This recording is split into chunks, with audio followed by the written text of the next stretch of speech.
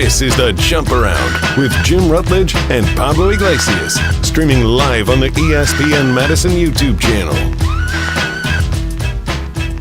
And welcome into the Jump Around 3.0. I am Jim Rutledge, and yes, I did buzz my head down a little bit. Cut my hair short, Riley. Pablo Iglesias, he is out on assignment. He is enjoying his time off. So I have you for the next, 40 minutes, along with Riley Yauk. And we're going to be joined by Adam Rittenberg from ESPN. And we're going to be joined by Rob Wheelwright, a former Badger wide receiver, to see what he's been up to and catch up with him. So we're excited for that. So a full show today. We don't have a lot of time, Riley, before Adam Rittenberg joins the show. So I want to get started with your Alabama adventure. And why don't you set the scene here and then play this video that could be a little bit depressing for Badger fans. Yeah, it was, I guess I won't say I was totally surprised at what I discovered. I went down to Hoover, Alabama to watch my buddy play for Missouri at the SEC baseball tournament, and I figured while I was there, there's lots of Bama fans. They should know Wisconsin. I'm sitting next to a bunch of Mizzou parents who are there to watch their kids play, and I was like, you know what? Let's see what people down south think of the Badgers, and it turns out not much. So here's my interaction with a parent of a Missouri baseball player. Riley Yauk, ESPN Madison, here with Phil. He's a Missouri fan, both cheering for the Tigers today. And Phil, I gotta ask, when you hear Wisconsin Badgers, what comes to your mind? How do I figure out who they are? I've never heard of Missouri first baseman for 28. That hurts. Thank you. My bad. Now, how much of that do you think is because Wisconsin doesn't have a baseball program? That's possible. He could just be a baseball dad. But I feel like down south, football is king. And I feel like outside of the past couple of years, Wisconsin football has been relevant nationally. Yeah. But maybe it's what have you done for me lately? I don't know. It definitely is, and I'm a little bit surprised, yet at the same time not. When I lived in South Florida, the actual state of Wisconsin was a little bit of a mystery. Of people would know loosely where it is, know there's cows and cheese, maybe know the Packers, but as far as placing on the map was sometimes difficult. And I'm not saying that to rip people from Florida. It was just more of if you are in your SEC world like this person is, I don't know if Wisconsin really registers to you. I know that you said Mizzou family there. Yep. Alabama, but what Alabama does, and now if the Badgers had beaten Alabama, he would know who they were. So, the Badgers have a lot of work to do to get themselves back up on a national scale because you don't have the NFL players either. Mm-hmm. You don't have J.J. Watt, Russell Wilson. You do have Jonathan Taylor. There's some guys out there, but you don't have as many guys popping up at the top of the NFL circles as well. So that actually does tie a little bit into a little bit of groupthink on the show KBN, which is on ESPN Milwaukee. I believe Ben Brust and Brad Nortman and Alex Strofe and I believe even Kyle Wallace have all kind of just decided to land on the same take that the Badgers stink and that this season is going to make or break the entire program. I'm kind of paraphrasing there, but I do want to get into this before we get to Adam Rittenberg, and I want to leave some time for this. So let's go ahead and play this video, and then let's react to it. Some Badgers, here's what I fear. If and when the Badgers fall below that, they don't become bowl eligible, and if they win 5 or less games, I think the support for this team and this organization and coach, it will start to cycle into a spiral that you can't get out of. Because I've already talked to committed Badger fans that said, I might not renew my season tickets. I might not give. I might not contribute to the NIL because I don't believe in the direction of this program, and I'm so distraught over what I see on the field. And then the money dries up, and it gets even worse. So you're looking at a program this year that if you do get 5 wins or loss, there might be no coming back from it. It might be irreparable if you do struggle to have any sort of relevancy and any sort of success this year. That is what I fear for the Wisconsin Badger football team. Beyond repair is a bit much. Now, could it be beyond repair for Luke Fickell? Sure. Here's the problem I have is that we had Matt LePay on last week, Riley, and he talked about the ebbs and flows of Badger football under Barry Alvarez.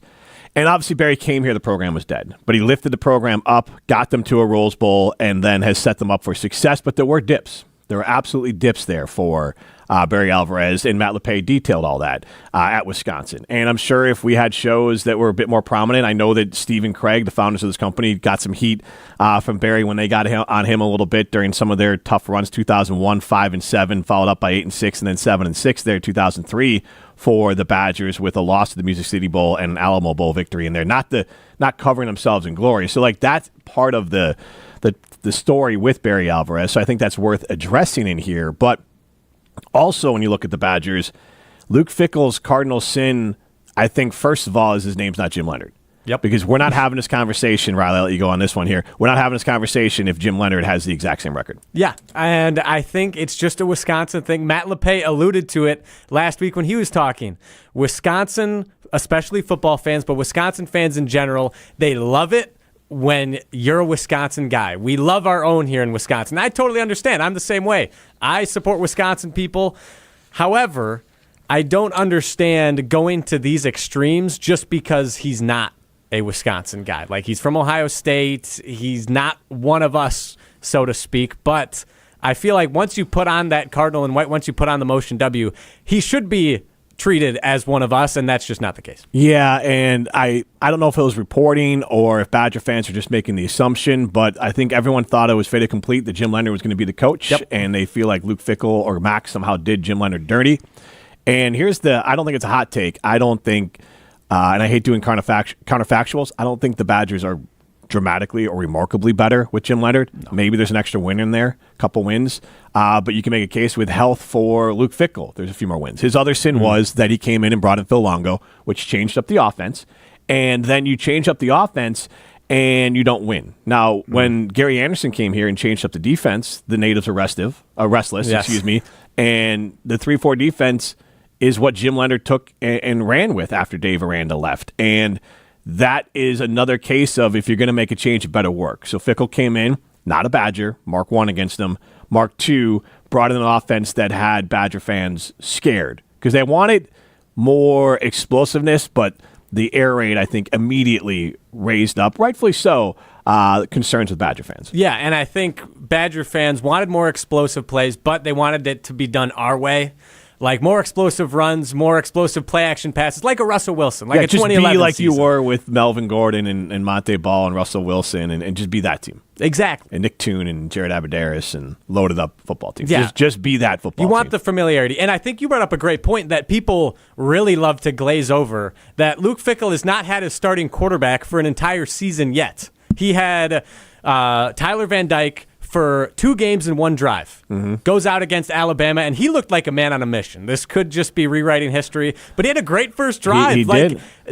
Probably don't beat Alabama, but you at least make a bowl game last year if Tyler Van Dyke is your starting quarterback the entire season. I'm very confident. Yeah, at a bare minimum, the team has 2 more wins between the last 2 seasons, which then changes the view of this program. But yeah, last year, maybe there's more in there, but Van Dyke was a major difference. Now, again, Fickell and Longo should have realized maybe they didn't work well after the first year. You also can make a case that you're bringing in a better backup QB. Could be another thing that could have solved the problem because we had Joe Thomas on the show a while back, and he said that when you run this offense, the QB is the most important thing. So if that's not going, then you're in big trouble. So like that's the other part of this where they didn't have a solution when the quarterback went down and then the offense sputtered.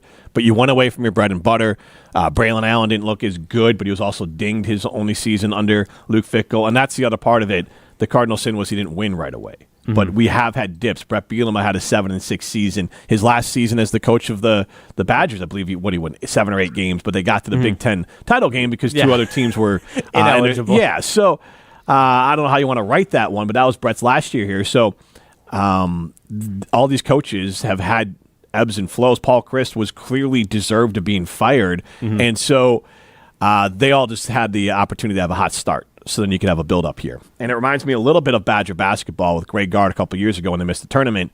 And rightfully so, most Badger fans were like, no, we got to give him the benefit of the doubt. But then there were some fans who were like, well, maybe we can have some concern. And they were shot down. They were basically shouted down like, how dare you? And it's still a thing. The fire guard, you're dumb. And I get shouting them down, but at the same time, The only reason I think Greg Gard got the benefit of the doubt, which he deserved, was because he's one of us. Yep. Luke Fickell has done more as a head coach as far as reaching higher heights than Greg Gard ever has. He just didn't do it at Wisconsin. Mm-hmm.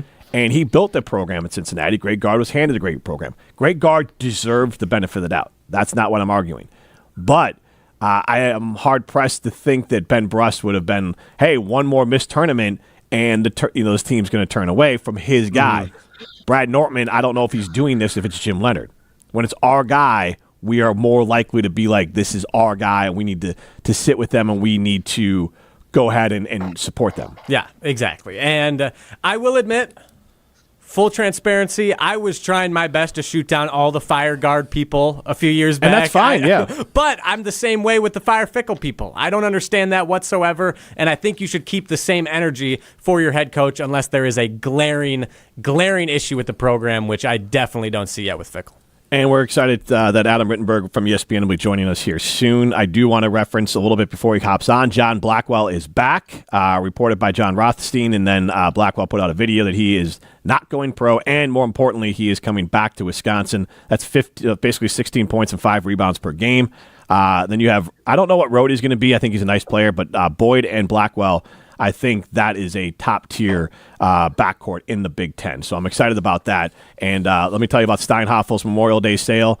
It has been extended, and we will tell you about that, and then we'll get to Adam Rittenberg. Steinhaffel's Memorial Day sale has been extended. Last chance to save 10% off store-wide, plus get amazing deals like sofas for only $4.99, dining tables at $5.49, and queen beds at just $6.99. Plus, take advantage of Steinhaffel's 18-month, 0% financing to make your purchase even more affordable. Steinhaffel's is Wisconsin's furniture and mattress leader. Shop in-store or online at steinhaffels.com. Steinhaffel's Memorial Day sale is on now. Save 10% off store-wide. Plus, get amazing deals like this Sealy mattress, any size, now $199. A desk, $449. A queen bed priced at only $629. This sofa, now $799.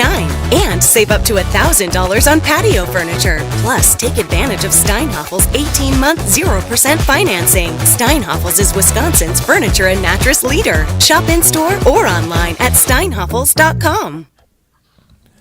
And we are lucky enough to be joined by Adam Rittenberg from ESPN. And Adam, thanks so much for taking the time to join us this afternoon. You bet, guys. Thanks for having me on. Absolutely. And I want to get to the really fun article that you wrote about college football head coaches as players. And I counted, there's like 10 that have ties to the state of Wisconsin that I think we can have some fun talking about. But I wanted to start with, we started the show, and people in Wisconsin are getting pretty worried about Luke Fickell. And I understand the start of his reign here at Wisconsin has not been great, but we had Matt LePay on, voice of the Badgers, last week, and we kind of discussed it. Look, Barry Alvarez had a dip in his time at Wisconsin. Brett Bielema had a 7-6 season. His last season at Wisconsin wasn't fantastic, even though they got to the Big Ten title game, but that was because 2 teams were suspended.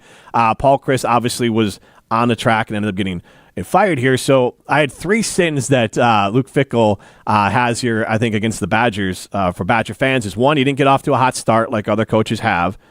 His name is not Jim Leonard, so he's not one of us.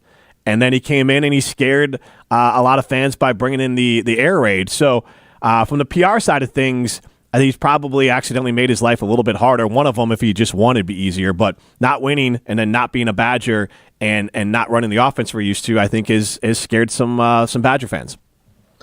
Right. I think it's important to remember, why he was hired. This is a hire to take you from very good to great to playoff.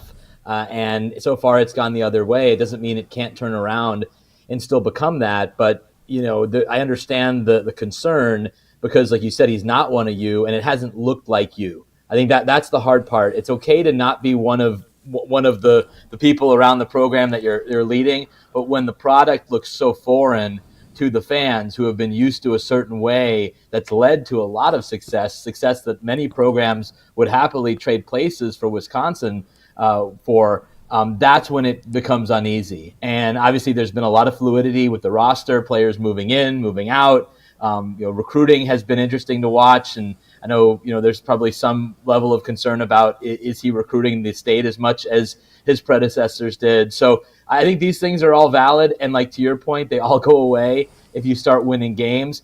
I think the thing that I would say I'm most concerned about, and it has been rectified to a degree, is that he brought in a system that I could not find anyone in the Big Ten who thought it would work, and it didn't work. And that's bad instincts, right? I mean, that's messing with a good thing because you think something else is going to be better, and now you're going to have to go back to more of a traditional Wisconsin-looking offense. And I think Jeff Grimes is a really good coach, and I think they could be on track. But that's a bit troubling that you did something that didn't seem to have a lot of support, at least from coaches I talked to, and their beliefs. And it's good for them, not good for Wisconsin, but their beliefs were validated. Yes, and I'm optimistic that, it could be 7 wins for this team just based on their schedule, but 7 wins and looking capable and connected and looking competent in all those games, I think will be helpful.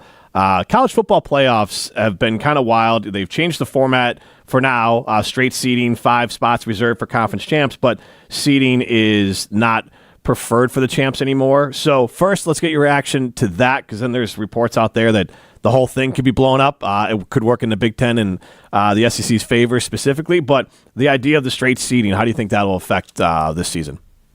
Yeah, I think it's a move that should be welcomed. The seeding just looked so odd last year. Yeah. With Boise State sitting there where they were ranked, and Ohio State being where they were ranked, and obviously it didn't benefit the top 4 seeds to have the buys, and so. I think as long as the financial piece could be worked out, and leagues that were benefiting from having the buys and getting a team directly into the quarterfinals could still be made financially whole, then I think there was support in that room to do more of a straight seeding model. But the first part of your question is so important, is that this is important for 2025, but it's much, much more important what's going to happen in 26 and beyond, and that's when the entire model will look different, from a number of teams perspective, from a how those bids are distributed between the conferences, which is certainly being worked on right now. How decisions are made, and it's obviously going to be easier to push through change, especially if you're a Big Ten or SEC person versus some of the others, whereas the current model requires unanimous approval to do anything different with the model. So it's definitely going to change quite dramatically here. And I think there's a lot of opinions about expanding already. Are we really needing to expand already? Too many AQs, maybe too few AQs in the minds of some. But this thing is going to look quite different already just a few years into the existence here in 2026. Adam, Riley Yauk here. I've been the one in contact with you. Thanks for coming on. Really appreciate it. But you mentioned the AQs there in the college football playoff. If that ends up being instituted for 2026 and beyond, what is that going to look like for a team like Wisconsin, who's maybe middle of the pack in the Big Ten, versus, say, a West Virginia, who's struggling in the Big 12? Like, are those teams going to get completely left behind? Is Wisconsin going to be all right just because they're in the Big Ten? How's that going to look?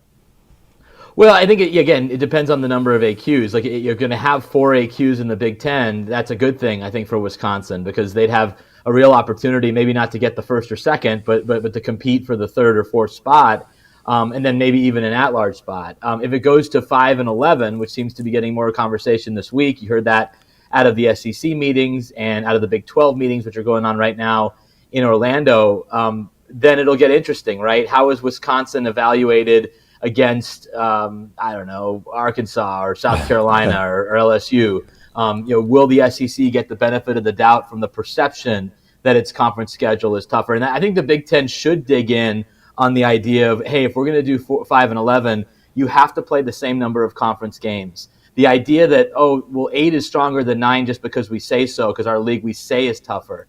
That's a very difficult argument, I think, if I'm in a Big Ten seat to go along with, even though I disagree with having more AQs. I want everyone to play 9 conference games. And I remember talking with David Shaw about this, the Stanford coach who'd come from the NFL, and he didn't understand how you could have a playoff system set up where there's different pathways to the same system.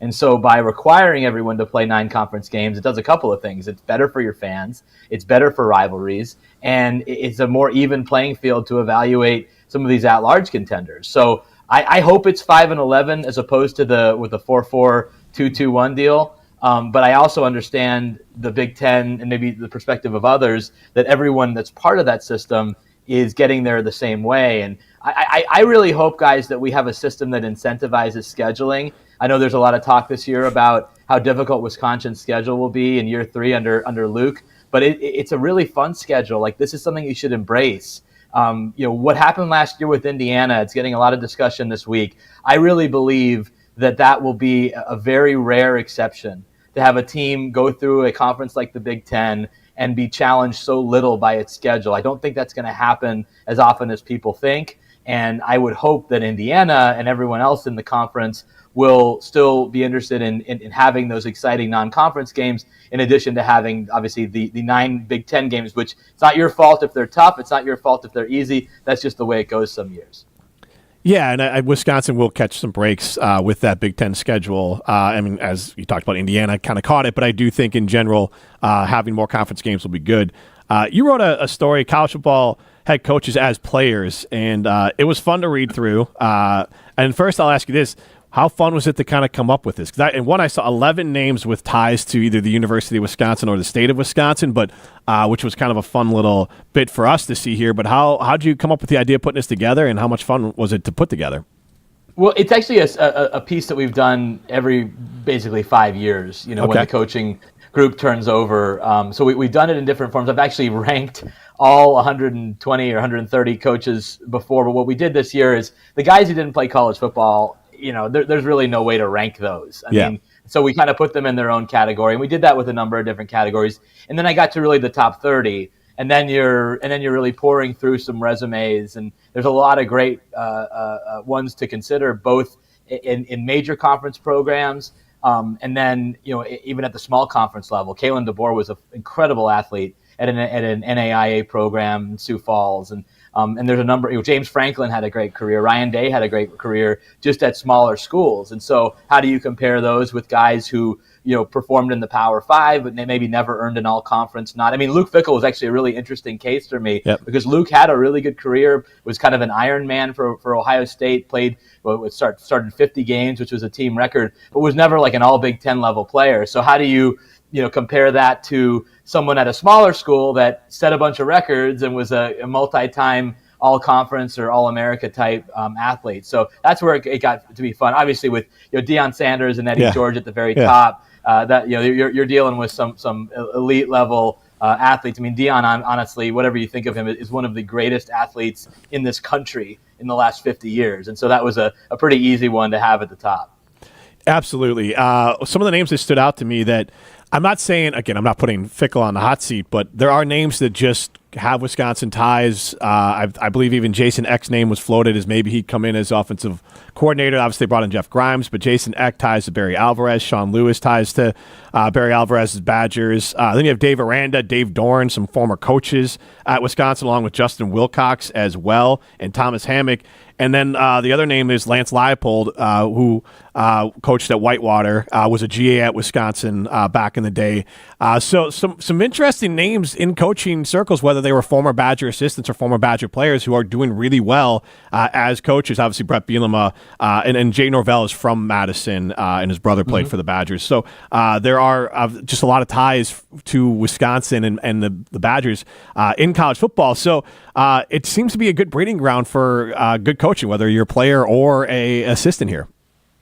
Definitely. And there's a number of coaches, I would say, is expanding beyond Wisconsin that are kind of from the Midwest, went to small schools, but the state of Wisconsin has really produced a lot of them. I mean, Jay Norvell grew up, I think he told me, he could see Camp Randall Stadium from his house. His father, Merritt, obviously played for Wisconsin many years ago. And so, there's a lot of connections to that program and to the state as a whole. I mean, Lance Leipold is another great example. A great college player. And obviously did incredible things as a head coach at Whitewater before moving up to the FBS. What do you do with him as opposed to a pretty good player at a Group of Five program, or someone who made it to a Big Ten school but was only a part-time starter or didn't earn any accolades. So I think Lance is a great one. I mean, obviously some newer coaches from Wisconsin like Jake Dickert, now at Wake Forest, David Braun, who's at Northwestern. Guys who played at smaller schools but are from the state and are now leading Power 4 programs. Yeah, it was fun to see your thoughts on them, but then also get a reminder of like, wow, there's just a lot of coaches out there, including, I mean, not that Phil Longo's beloved here, but Phil Longo and Sam Houston, again, a tie to Wisconsin. With the actual football program, not quite setting a win and loss, but I think Badger fans, and this almost goes back to Brett Bielema more than even Paul Chryst, because Paul, I don't think it was his personality, and in Gary, they had a tougher schedule, I feel like, early in his career, early in the season, but coming out and just kicking the crap out of some teams we have not seen from Luke Fickell at Wisconsin. So I think that's part of it too, that even the games that they should be able to win by a lot, it doesn't happen a ton. And I'm an open Bears fan here, and Ben Johnson's talked about, hey, we want to come in and kick the crap out of some teams. And I think fans would like to see the Badgers, if they play a school that they're supposed to win, let's say they're a 14-point favorite, go out and win by 20. You don't need to do the Bielema, put up 80 on someone, but I think fans would feel better. From your perspective, what are you looking for defensively and offensively in those first couple games, I guess mainly the first two before I think they play Alabama week 3, that can make you feel like this team has turned a corner and could click this year?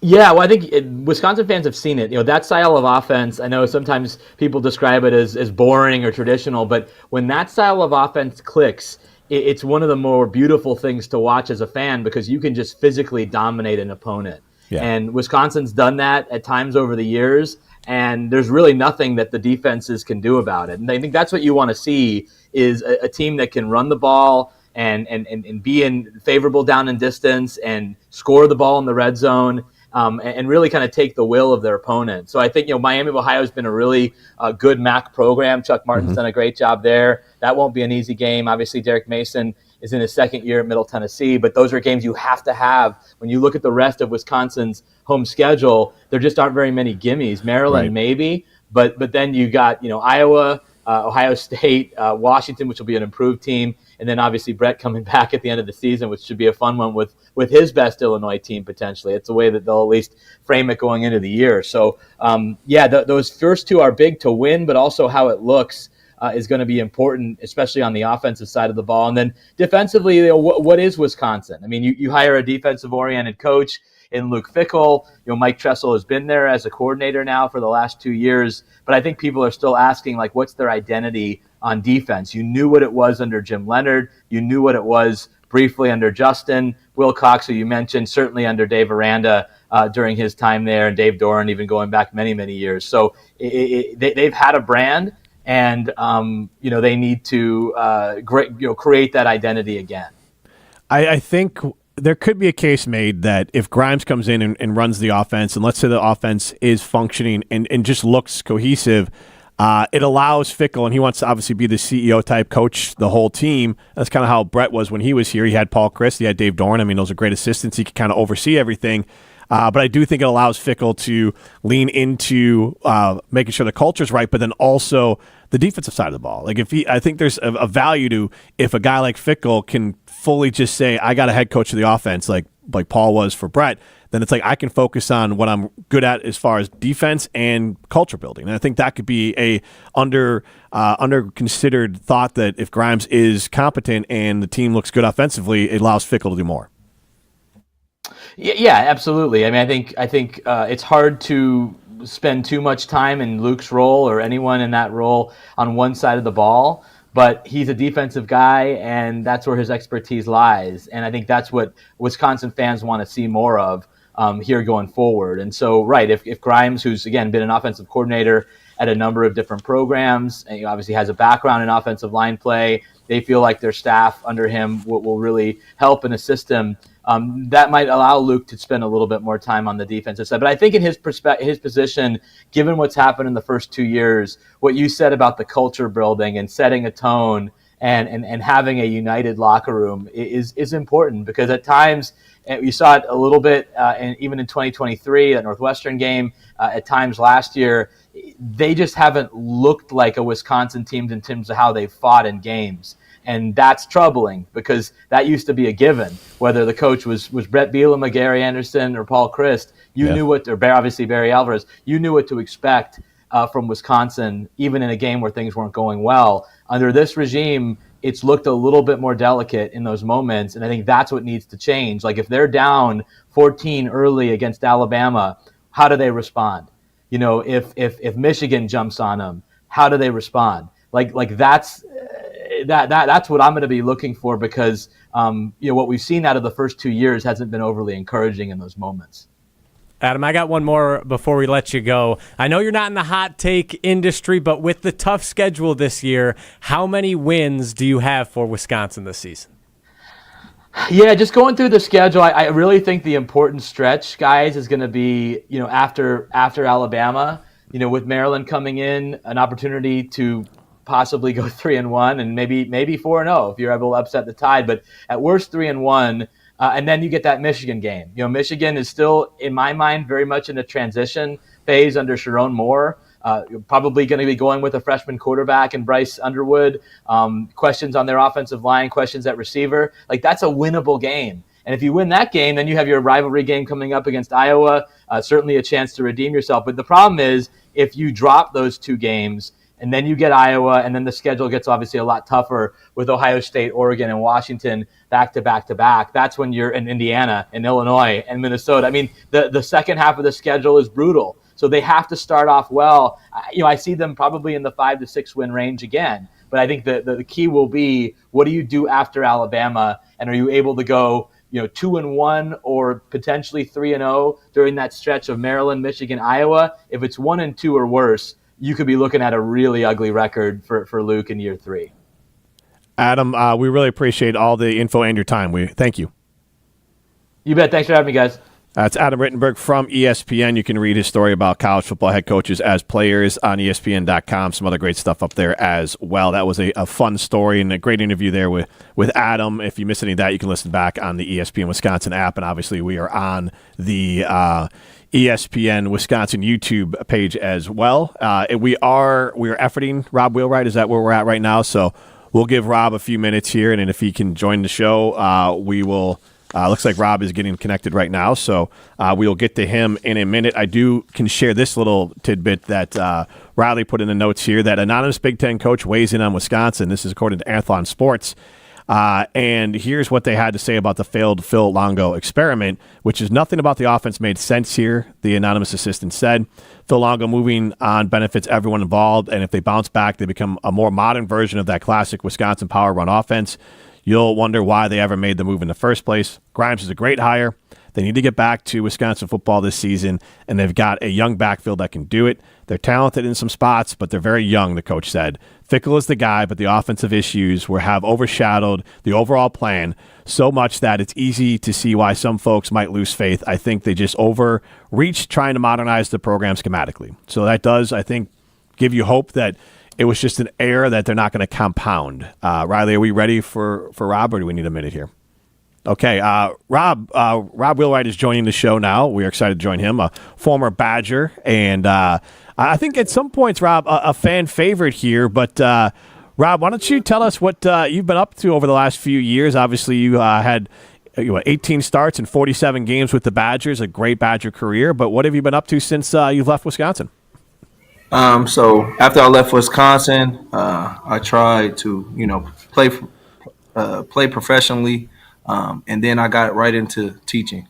Okay. So I've been teaching since 2019. I've been teaching since 2019, and then I got in the coaching world maybe right during COVID. I was coaching at a Division II school, Ohio Dominican University, right here in my hometown, and I coached there for 2 years. And then I joined my brother, my oldest brother, Michael Bell, at East High School, and we made it to the semi-regionals. We went 10-2 that season at East High School. That's maybe the first time in maybe 50 years that they've hosted 2 playoff games. And then the last year with them, we went 8-3. I was the offensive coordinator there. And then luckily, my old alma mater, Walnut Ridge, had a head coaching job position open, and I think I waited to the last day, honestly, to put in for that job and for that position. I ended up getting it, and then last year, for my first year, I was coach of the year, and we went 10-1. That's fantastic. We actually just had Adam Rittenberg on, and we were talking about former whether Badger coaches or Badger players who are coaching at the college football level, whether that was Jason Eck and Sean Lewis, some guys who are coaching as head coaches who played here at Wisconsin, and there's more who played back in the day. With that transition into coaching, is that something you knew you wanted to do when you were playing, or does that kind of pop up after the fact when you got into teaching? I think it was after the fact. I think my old high school coach kind of was like, hey, I heard that this position is open, wide receiver position was open, and I think you should do it. And I think he had a great connection with that head coach. And, I reached out to the head coach and just told him who I was and, kind of gave down my resume of who I am and what I've done.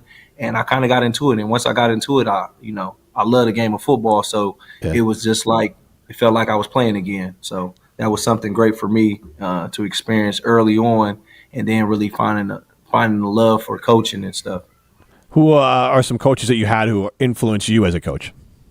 I would say if I start off, I would say my oldest brother, my brother Michael. Michael Bell, he a head coach now, but he coached me in Little League. He kind of, playing on your brother's team, you get the ball a lot. So, of course, that was my favorite coach. Yeah. And then once I got to high school, Coach Brian Maddox, he was we had a few great guys that he sent off to school. Austin Traylor, who played at Wisconsin with me, Malik Harrison, who plays for the Steelers, Derek Forrest, who plays for the Commanders, Julius Wood, who plays for the Titans. We all played under Coach Maddox, and those are like three guys that are currently playing in the NFL. So he was really big. And then once I got to college, I fell in love with Coach Beatty. Coach Beatty was there for a short stint, maybe my freshman and sophomore year. Really good receiver coach under Jerry Aberdarius. He was able to. I'm sure he coached Percy Harvin, Trayvon Austin. Those were some of the guys that he coached before I did. So I had a huge liking to him. Coach Ted Gilmore, who was the receiver coach my junior and senior year. I love those guys. Those guys pushed me to be a better person. And of course, Coach Paul Chris. We had a great relationship. That was one of my favorite coaches of all time. And they just showed me a different way of loving the game and playing the game the right way. One of your teammates, at least on the defensive side of the ball, Chris Orr, coaching linebackers with the Chiefs. He was a guy that did a lot of shows with us, and we got to kind of see him. He seemed like one of those guys, and it could be someone you could model yourself after. Obviously, he got into coaching and was at HBS school last year and has kind of quickly moved his way up. When you were around Chris, was it one of those things where like, this guy is going to be a coach? Because he seems to have that just personality that just of course. Screams. Chris was a little bit younger when I got there, but me and Chris were very close. We were always cool, talking and clowning and working hard. He was always like big energy guy, worked hard, was loud, was smart, and he pushed you. And you know what I'm saying? So just to see him, what he's doing, man, I commend him. I'm cheering for him, and I'm just happy to see these guys. Some of the guys that I got to play with, that's kind of giving back and coaching. So I can't wait to see what's in store for him in his coaching future. One of the things that at Wisconsin that I think we all hope continues under Luke Fickell was that it seems to set you up for life after football, whether yourself and obviously plenty of other players are doing well. How did your time at Wisconsin? Because one of the things that I think is great with the NIL is that the players get the opportunity to earn some extra money and make money off their name and likeness and not have just the school decide who gets to make money and they make all the money off of it.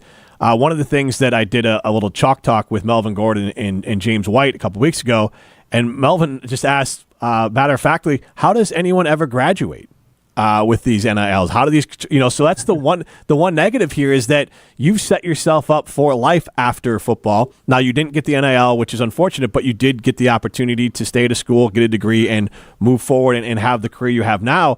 So that there is that trade-off there. How do you see that as someone who played in the non-NIL era, and there is a value to actually getting a degree from a lot of schools because most guys aren't going pro. You were really good. You got a cup of coffee with the Chiefs, but you still didn't go pro. You used your degree to make your way in the world. No, so I think me, Melvin, Austin Traylor, Kenzel Doe, we sit around and talk about maybe we were 10 years too early, and I think when I look at it now, I love the era that I played in. The no NIL deal, because I think my focus was more so on playing football and graduating. Those was the only type of things. It wasn't necessarily I wasn't for myself speaking for myself. I wasn't chasing no money. My whole focus was, especially from my parents, was you need to get a degree first, and I kind of tried to balance that. And, sometimes it could have been, I'm trying to go professional and I'm still going to get a degree. So I love that era because, it just made us work harder. And I think now, you do have guys now that might be chasing money or, what I'm saying. But at the end of the day, they could possibly set up themselves financially after college, just in a better situation. Because, once we graduated college, it was like, all right, we don't owe anything, but we don't have anything to show. Right. Now, they might not graduate college, but they got something to show. Hey, I went to college and I got some money for me to be able to, financially be stable in life at an earlier age. Then instead of, going right into the workforce, now you have some time to kind of maybe follow in your footsteps of being an entrepreneur, having your own things going on instead of working for somebody else. So, it really depends on your home life, your upbringing of how you can, for sure, like manage your money and see what's going on in that area so you make the right decisions. One of the things that I hope these schools will do more of is setting kids up for success. If they are getting this NIL money, how are you investing it? Are you properly making sure you're getting taxed on it? And how could you invest it? Connecting them with people that can help them as entrepreneurs in the future. So to your point, I do hope that is something that will grow as the NIL grows to set these young athletes up for success. Rob, at Wisconsin, as a player, what was kind of your moment where you're like, this is going to stick with me forever when you were as a player? Oh, that's a great question. I would probably say my moment of like welcome to college. I'm gonna give two stories. I'll give my first story of like my welcome was my freshman year in practice. I think I had a drag route, and I was getting some reps. I'm trying to make a name for myself early, and I had a drag route, and Chris Borland met me before I got to the other side of that drag route, and he just laid me out. And I'm like, man, that's a pass. I kind of get up like, man, that's a pass interference. And he just looked at me and he just went back to the huddle and he didn't respond to nothing I said. Yeah. And that was kind of like a dang, like, okay, I got to watch out. Right. Yeah. I wasn't used to that. So that was like my welcome to college moment. Like, okay, they're not playing. These are grown men. And, Chris Borland was an amazing athlete. Yeah. Probably one of the best athletes I got to see and play with in person. But I think during the games, it was my sophomore year against Minnesota, against my brother Ernie Wheelwright's old team, Minnesota. To go up in the fourth quarter, I ran the corner post, and I murdered this guy on this route. I had been practicing. I think my coach Beatty was talking about. I think he put it in the paper. They asked him like, who was your best route runners? Like, who's your best route runners? He said Aberdeen's, and he said Wheelwright. And when he said that I was second, I was pushing Abby daily to be better than him. Yeah, because I was pushing him daily, and he made me so much better just learning from me. But I finally had the opportunity to showcase my talents, and I made the best out of it. Had a catch, sealed the deal, and to beat Minnesota as a sophomore. So. One of the ones you didn't say, but I'd be remiss since the Badgers can face Notre Dame at Lambeau Field next season. What was it like to have that game at Lambeau? Oh man, that was amazing. That was literally amazing. That was what, my senior year. I believe so. Yeah. Yep, it was my senior year. Yep, big game. I don't think we were even ranked. I don't even think we were ranked. I think LSU might have been ranked, but top 5. Yeah, 5. But when I honestly will say, like, we worked so hard that off season, like as a group. A lot of us didn't go home. A lot of us stayed up there, and we just worked. We just kept working because we knew that we playing against LSU, top program in Wisconsin, mm-hmm. at our NFL stadium. So going in there and going in that game, I think we always had the talent.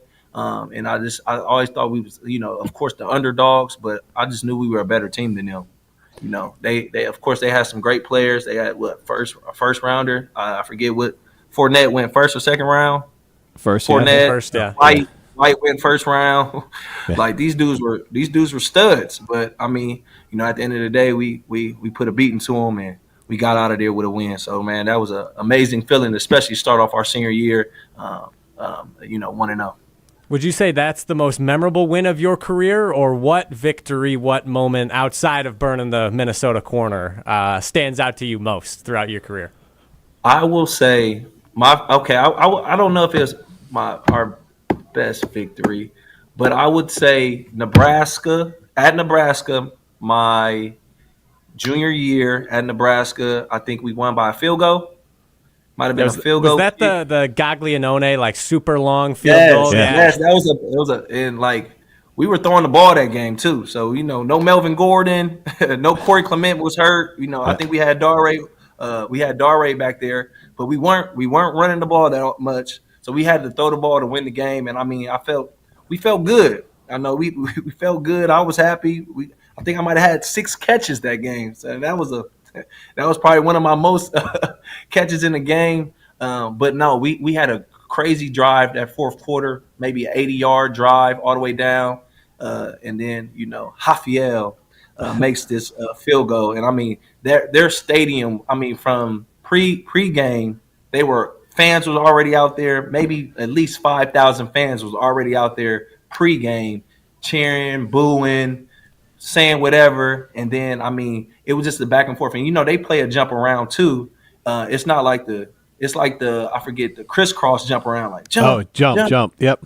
And they scored on us, and I'm talking about that stadium erupted. Like, it was amazing. Like, and it was like, again, this fourth quarter, they're winning. And it was so crazy that us on the sideline was even kind of bobbing our heads like, wow, they're turned. Yeah. And then literally we go down and score that field goal, and it's silence. It was complete silence. I think that was it was a really good game. And I know Nebraska always played us tough. They always had those safeties coming down and hitting. Mm-hmm. And I mean, that was one of the games where our coach was like, hey, tighten up them helmets. We got to go dig out them safeties for our running backs. And I mean, I think that was probably one of my favorite games and favorite wins that we had during my stint at Wisconsin. That was a fantastic story and a fantastic win back in the day. Last thing I have for you, Rob, on the outside looking in, Badger football under Fickell has not got off to a hot start. I do think a couple things work against them. I think we're all guilty of this. One, he's not a former Badger, so I think fans get a little bit concerned. He brought in an offense that I don't think anyone thought was going to work here at Wisconsin, and then he didn't get off to the hot start that Brett got off to, and even Gary and Paul. So those 3 things are working against them, but I don't think those are necessarily death nails for the program. No, for sure. I mean, and again, there's for Wisconsin, big tradition school. I love that we try to bring the change, but I don't think we don't need to overthink certain things. I mean, we need to find a way to recruit better. We need to get those guys in there. I don't know how. Wisconsin is a tough school to get into. Yep. I can attest for that. I thought I was very smart until I got to Wisconsin. They was like, I don't know. Might need you guys to send some letters, send some of your teachers, send some letters so you can for sure get in. But we got to figure out a way to recruit. And I think, and that's going to hold us back. I think we got the tools, we got the facilities, we got the love, we got the tradition. I mean, we got everything that you possibly need. We have a campus, we have a college town. That's not one of the best college towns that I've ever got to experience and be around. So I mean, if we can get those guys there, those top tier athletes, and we kind of get out of the stint of we recruiting close and we recruiting these type of guys, and and nothing's wrong with that because I wasn't a top recruit, and we've had walk on guys go to the NFL and longevity in the NFL, but we just got to figure out ways to recruit these better these better players, because you're going against 5-star guys each week and out. Like, I mean, it makes it tough. It makes coaching a lot harder. Yeah, and you know something. You know something about that now. Now that you're a coach, you got. Yeah, it makes. I mean, and that's the thing. Even at the high school level, for me, it's just like, hey, like if those guys are better than us, that means I have to coach a lot harder. Yeah. And I tell my players that, like, this team right here, on paper, they look better than us. They got more guys going here. They got more stars than us. So we got to coach better. And it's tough if you always on the short end of that stick. And you don't got too many guys. You don't got a 6'5" receiver. You ain't got a big running back. I mean, it's tough. So I think if we can recruit, I think we'll be fine. I mean, it's only so many plays that you can run. It's only so many defenses that you can run. You need to have the right guys in those positions. And I think in my era, we was recruiting these guys that wasn't Wisconsin guys. Yeah. Guys who were like, I don't really know if Wisconsin's my school, but they end up going there and we end up showing them like, hey, this is where we need to recruit from. These are the type of guys that we need. And I think if we can get back onto that, we're always to be a good team. We just gotta recruit the right people, man. Rob, great stuff. Really appreciate your time, and best of luck for your upcoming football season. Then, thank you. I appreciate that. We went 10. We was 3-8 the year before I got there. This past year, we went 10-1. So we got tons of juniors coming back. So I'm excited to see what we can do in year 2. And I mean, I hope the best for my program and Wisconsin, man. We cheer on Wisconsin. Got my coat right here. Nice. Big Wisconsin guy. I'm in Columbus, Ohio, so I gotta talk to a bunch of Ohio State fans daily. Yeah. It's tough for me out here. So we gotta get some wins. We gotta win them big games. So I can get back to walking around like we the big dogs again. So yeah, and if in your case, if we win games with their coach from Ohio State, even better. For sure. And I mean, when I was being recruited from Wisconsin, Fickle was at Ohio State, and he used to always come in and to our high school and recruit and talk to me and chop it up. And I remember telling him, I think the week after I committed, he came to our school and he was just like, Wisconsin? I was like, Wisconsin. So, I mean, it's crazy to see him go to Wisconsin, man. I think when he came here for a coaching clinic, I went and spoke to him and just kind of reintroduced myself again to him. And Mike Trussell as well, because Mike Trussell was at Michigan State at the time when I was being recruited from him as well. So, I mean, it's kind of good to see guys that got to recruit me that's coaching at my old school now. So, I mean, I feel like they get the right recruits and get the alumni involved. I think we can bring it back into something that we like. Get a guy like Chris Orr back there. You know what I'm saying? Like he that's a guy that needs to be back in that building around that campus, man, because his energy, his love for the game and his love for, Badger Nation is tremendous. So just to see some guys, some familiar faces that, fan favorites, you know what I'm saying, that can fill up the stands. It's all about that, how you play it and how you dress it up. So, man, I wish them the best, and, man, we rooting for them all the way in Columbus, Ohio. All right, Rob, thank you so much for your time. No problem, man. Thank you guys for having me. All right, that's former Badger wide receiver Rob Wheelwright. Exciting stuff from him, and congratulations for him on his coaching career and a teaching career taking off there in the state of Ohio, and he's repping the Badgers in the state of Ohio, so fantastic stuff. Love to see that. Going to be that much sweeter if we get the win over Ohio State this year and he can flaunt that a little bit. That'd be nice. Yeah, we'll have to reach back out to Rob to see if he can hop on and talk a little trash for us as well. This has been the Jump Around 3.0.